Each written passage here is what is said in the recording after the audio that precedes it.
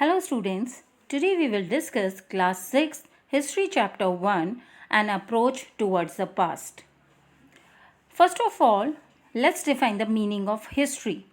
History is the knowledge that gained from the study of past. It also informed us about our rich past, how people lived, what they ate, what they wore and what type of houses they built. The people who describes the past are known as historians. The importance of history. We came to know about kingdoms and dynasties. It also deals with the life and activities of common people. History guides us to set goals and it also helps us to understand continuous development of human beings. It also helps us to understand the basic nature of society. There is a wonderful fact and everyone should know about this. Herodotus, he was a Greek historian and also known as father of history. He lived in the 5th century BCE as he know the father of history because he gave the term history. And the word history comes from the Greek word historia, which means knowing or learning by inquiry. Historians divide the history into two parts.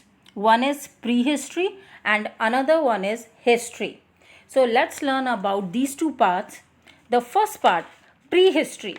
It is a period of human development when writing had not been invented and human beings did not know how to read and write. For this period, there are no written records available. The next period is history. It is a period for which written records are available. Early writings was done on the bark of birch trees, clay tables, palm leaves, copper plates and rock pillars. There are many sources of history by which we are getting the information, and all these sources again divided into two broad groups. The first group is archaeological sources. These are non-written sources such as monuments, coins, tools, etc. And the second is literary sources. These are the written sources as books, literature, novels, etc.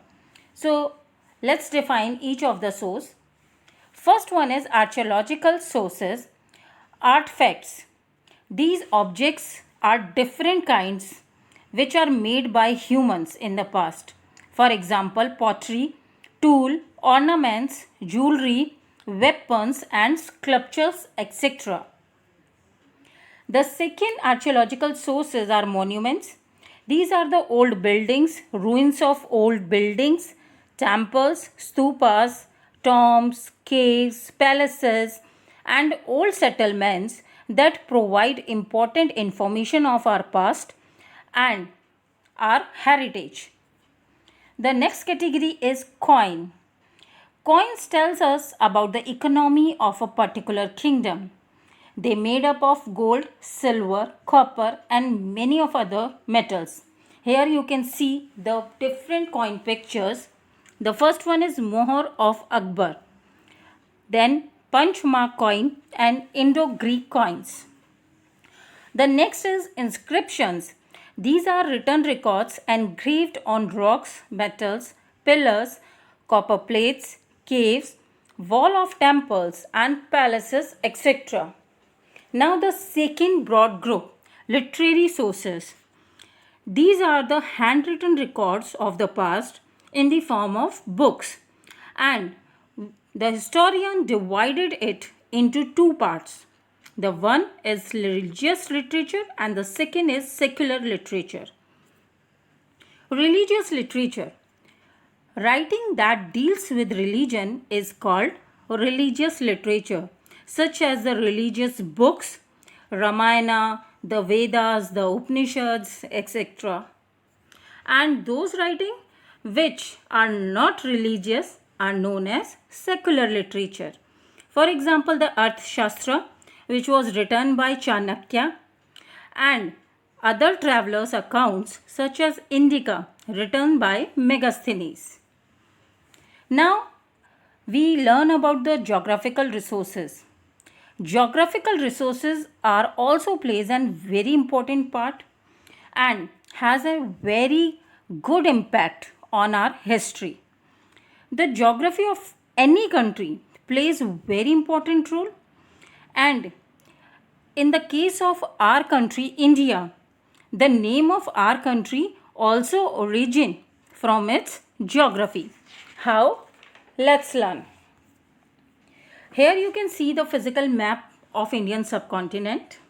You can see the peninsular India, the neighboring states and other physical division of India, Himalayas, rivers, Bay of Bengal and other neighboring countries. Now you can see here the physical features of India, the Great Himalayas, Northern Plains, Deccan Plateau and Coastal Plain. Now the question arises, how India got its name? From the geography. So for this, the Iranis and the Greeks, they called river Indus, which is an Indian river. So they called Indian river Indus as Hindos or Indos.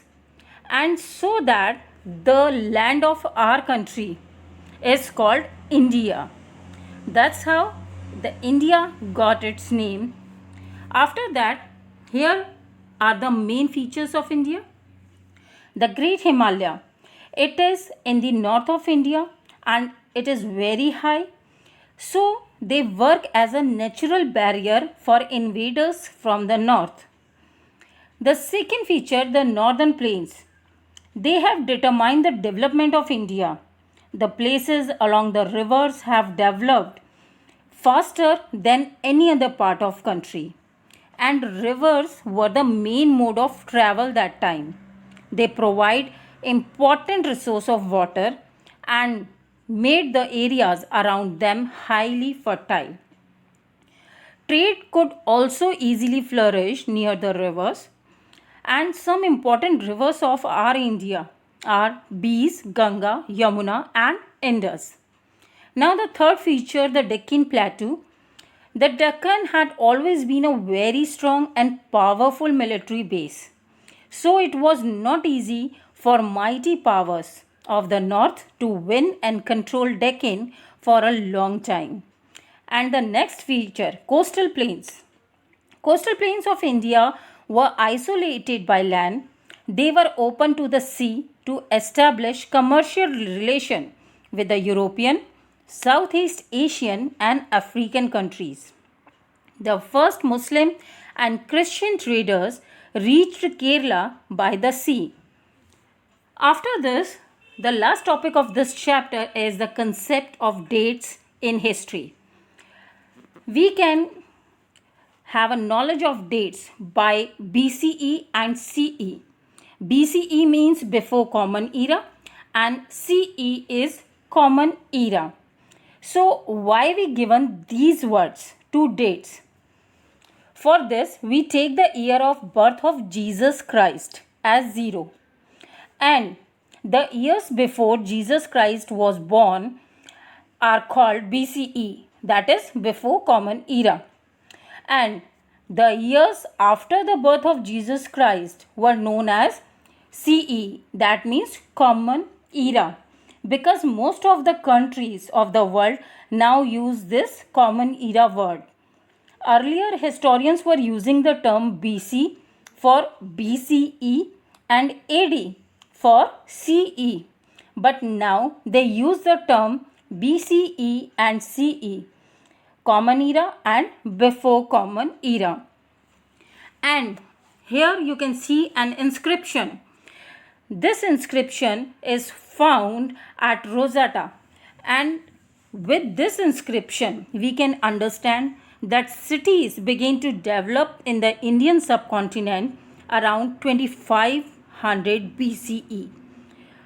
With this we end up this chapter.